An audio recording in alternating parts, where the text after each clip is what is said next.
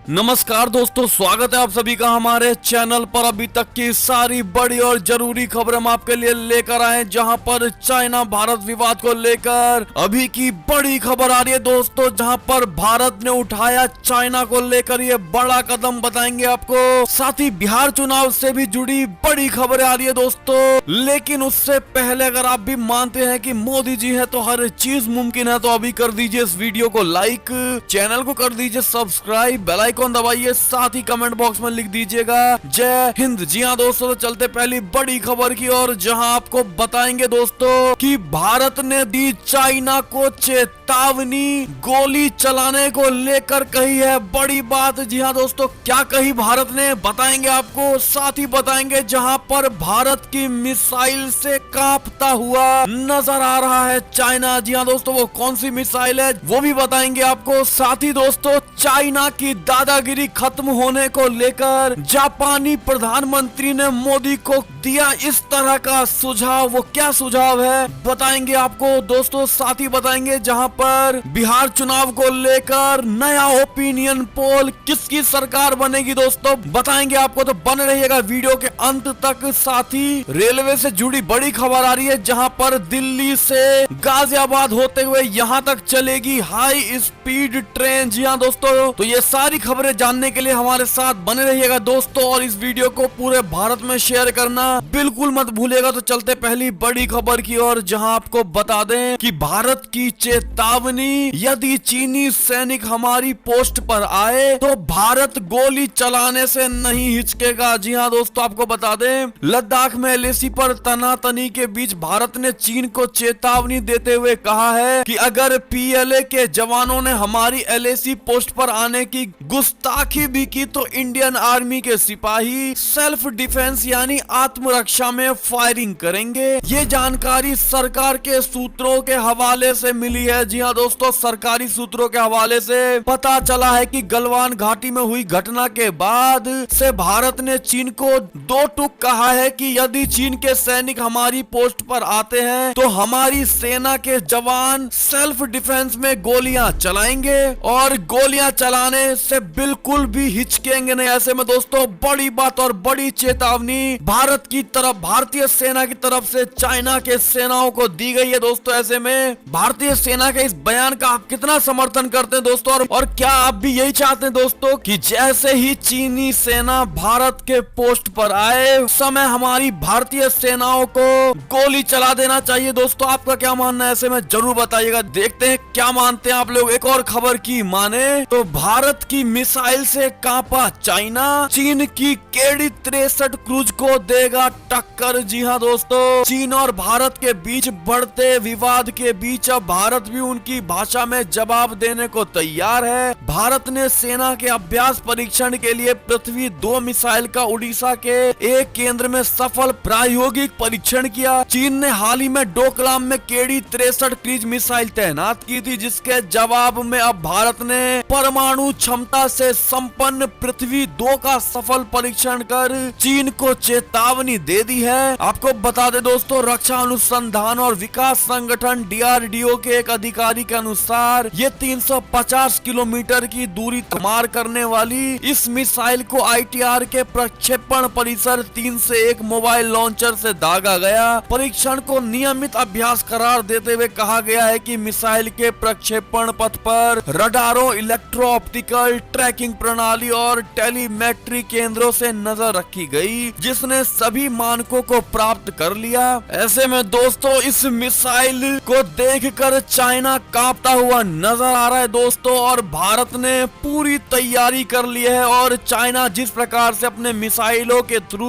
भारत को या अन्य पड़ोसी देशों को डराने की कोशिश करता है दोस्तों, उसी प्रकार भारत ने भी मिसाइल का सफल परीक्षण करके चाइना को कपा दिया है। ऐसे में आपकी क्या राय है दोस्तों, कमेंट सेक्शन में लिखना बिल्कुल मत भूलेगा। और भारतीय मिसाइल का इस सफल परीक्षण के लिए डीआरडीओ को धन्यवाद जरूर कर दीजिएगा कमेंट सेक्शन में। एक और खबर की माने तो आतंकवाद पर पाकिस्तान हुआ फिर बेनकाब। यूरोपीय थिंक टैंक ने कहा कि कई बार माना कि आतंकियों को देता है पाकिस्तान पनाह। जी हां दोस्तों, स्विट्जरलैंड के जिनेवा में जारी संयुक्त राष्ट्र मानवाधिकार परिषद के 45वें सत्र के दौरान एम्स्टर्डम स्थित एक think tank European foundation for south Asian studies यानी EFSAS ने अपने क्षेत्र में आतंकवादियों को शरण देने के मामले में पाकिस्तान को बेनकाब कर दिया है। इसके साथ ही उसने ये सवाल भी किया है कि पाकिस्तान इस अगस्त से संयुक्त राष्ट्र सुरक्षा परिषद का सदस्य क्यों है। ऐसे में दोस्तों पाकिस्तान को बेनकाब करता हुआ यूरोपीय थिंक टैंक और साफ जग जाहिर कर दिया है कि पाकिस्तान आतंकवाद को सिर्फ पनाह ही नहीं बल्कि हर VIP सुविधाएं प्रदान करता है। ऐसे में दोस्तों आपकी क्या राय है जरूर बताइएगा। एक और खबर की माने तो भारतीय सीमा पर सशस्त्र बलों की संख्या बढ़ा रहा है नेपाल। दारचूला में बनेगा सैनिकों का बड़ा अड्डा। जी हां दोस्तों, चीन के इशारे पर चल रही नेपाल की कम्युनिस्ट पार्टी सरकार लगातार भारत के खिलाफ काम कर रही है। नेपाल ने पहले भारतीय इलाकों को अपने नक्शे में शामिल कर लिया और अब सीमा पर लगातार सैनिकों की संख्या बढ़ाने में जुटा हुआ है। नेपाल ने भारतीय सीमा के पास दारचूला में छांगड़ू के ब्यास 1 में सशस्त्र पुलिस बल के लिए बैरक सहित परिसर बनाने का काम शुरू किया है। शुक्रवार को नेपाल के गृह मंत्री राम बहादुर थापा ने इसकी आधारशिला रखी। ये इलाका भारत के उत्तराखंड के धारचूला के नजदीक है। ऐसे में दोस्तों भारत को किस प्रकार से संज्ञान लेना चाहिए और नेपाली सशस्त्र बलों की संख्या को कम करने में किस प्रकार से एक्शन लेना चाहिए दोस्तों कमेंट सेक्शन में लिखना बिल्कुल मत भूलिएगा। एक और खबर की माने तो सुखोई लड़ाकू विमान ने सीमा पर भरी उड़ान। वायुसेना ने कहा चीन और पाकिस्तान का सामना करने के लिए है तैयार। जी हां दोस्तों, भारतीय मिसाइल के सफल परीक्षण के बाद ये दूसरी बड़ी खबर आ रही है जहां पर सीमा विवाद को लेकर बढ़ते तनाव के बीच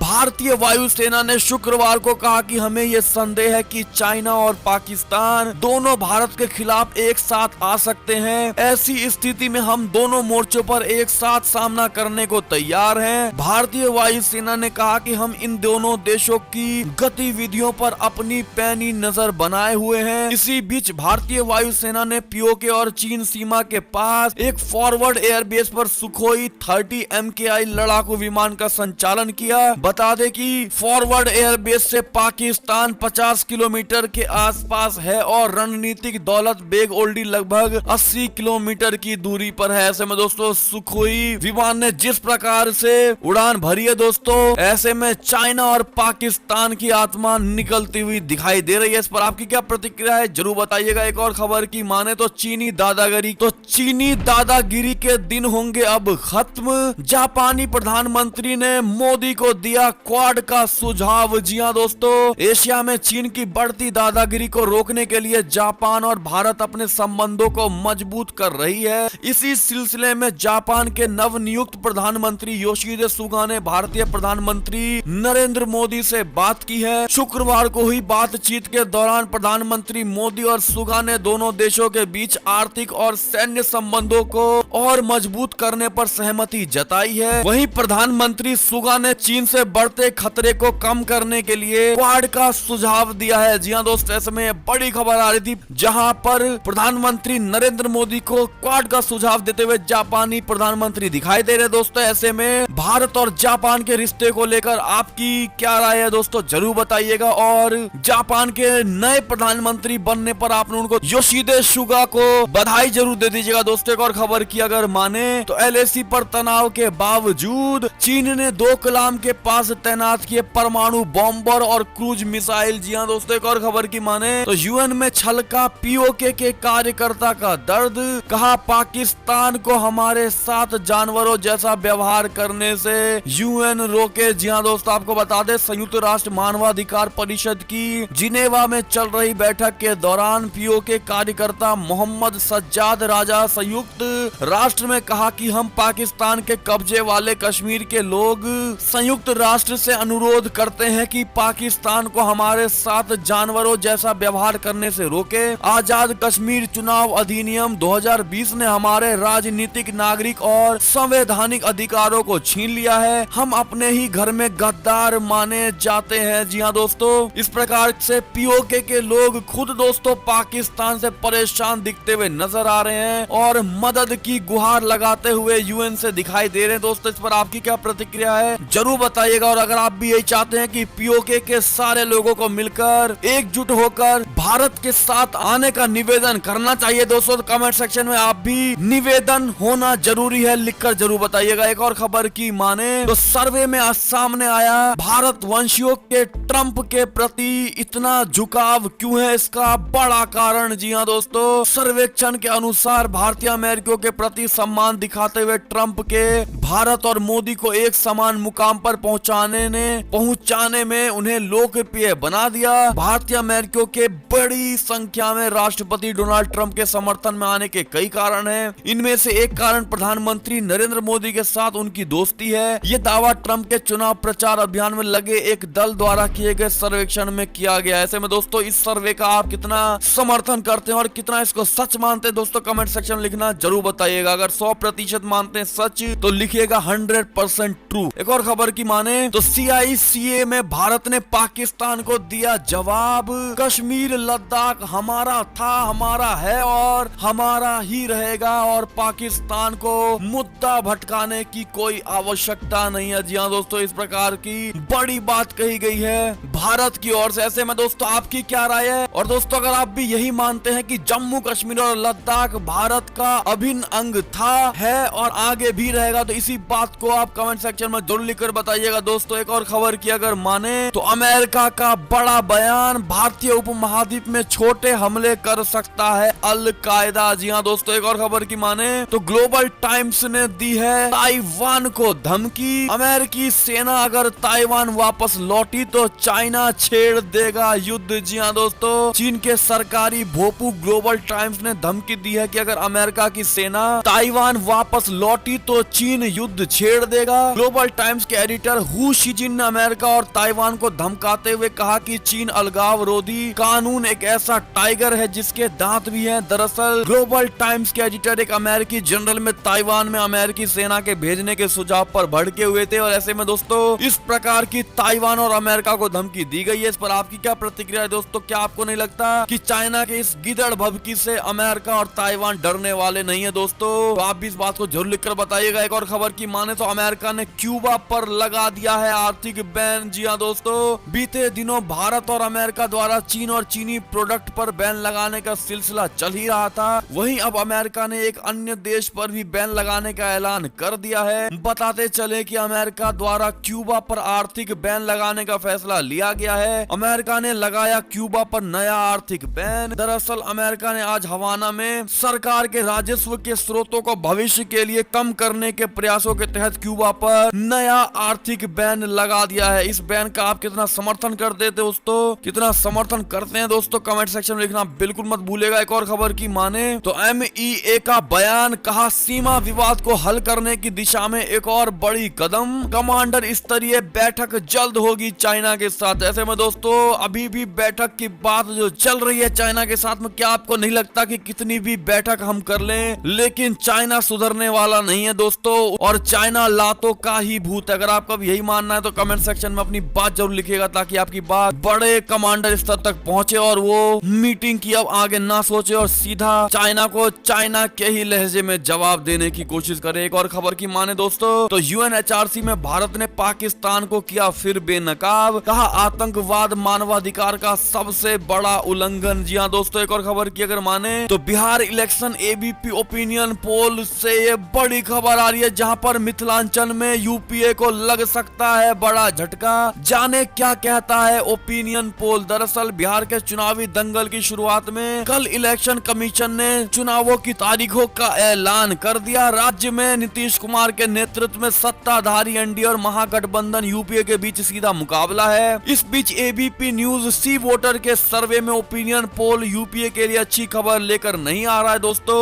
बिहार के लगभग हर क्षेत्र में UPA अब NDA से पिछड़ता हुआ नजर आ रहा है। बात मिथिलांचल की करें तो यहाँ UPA को तगड़ा झटका लग सकता है। बता दें मिथिलांचल का वो इलाका जहां 2015 के विधानसभा में चुनाव UPA को बड़ी कामयाबी मिली थी, लेकिन इस बार NDA आगे निकलती हुई दिखाई दिखाई दे रही है। जी हाँ दोस्तों, एनडीए को यहाँ 27 से 31 सीटें मिलती हुई दिखाई दे रही है। वहीं पर यूपीए को 16 से 20 सीटें मिल सकती है और अन्य को 2 से 4 सीटें मिलने की संभावना है। ऐसे में दोस्तों, आप बिहार में किसकी सरकार बनते हुए देखना चाहेंगे दोस्तों? आपको क्या लगता है जरूर बताइएगा, और ये ओपिनियन पोल आपको कितना सच लगता है जरूर बताइएगा दोस्तों। एक और खबर की माने तो बिहार इलेक्शन से दूसरी बड़ी खबर, जहां सर्वे में पता लगा है कि बिहार के मुख्यमंत्री के तौर पर नीतीश कुमार को सिर्फ 30.9% लोग ही उनको पसंद करते हैं। जी हाँ दोस्तों, आपको बता दें एनडीए से जुड़ी है बड़ी खबर, जहां पर नीतीश कुमार को सिर्फ 30% लोग ही पसंद करते हैं। ऐसे में दोस्तों, आपका क्या मानना है इस सर्वे को लेकर? क्या भारतीय जनता पार्टी को मुख्यमंत्री का दावेदार बदलना चाहिए दोस्तों? क्या चेहरा हमें बदलना चाहिए मुख्यमंत्री, बिहार के मुख्यमंत्री को लेकर? कमेंट सेक्शन में लिखना बिल्कुल मत भूलेगा दोस्तों। जिस प्रकार से बिहार के लोग 30% से ही नीतीश कुमार के चेहरे को पसंद कर रहे हैं दोस्तों, और वो एनडीए में मुख्यमंत्री के चेहरे को बदलने की बात कह रहे हैं। ऐसे में दोस्तों, आपको क्या लगता है, क्या सच में मुख्यमंत्री का चेहरा बदलना चाहिए दोस्तों? हाँ या ना, कमेंट सेक्शन में लिखना बिल्कुल मत भूलेगा दोस्तों। इस बात पर कमेंट 100% करिएगा। एक और खबर की माने तो डोनाल्ड ट्रंप ने कहा, अमेरिका कभी ना समाप्त होने वाले हास्यास्पद विदेशी युद्धों से अब रहेगा दूर। जी हाँ दोस्तों, एक और खबर की माने तो भारत चीन विवाद के बीच फिर आया अमेरिकी राष्ट्रपति डोनाल्ड ट्रंप का बयान, और उन्होंने दिया ये ऑफर। जी हाँ दोस्तों, आपको बता दें अमेरिका के राष्ट्रपति डोनाल्ड ट्रंप ने एक बार फिर भारत चीन विवाद को सुलझाने में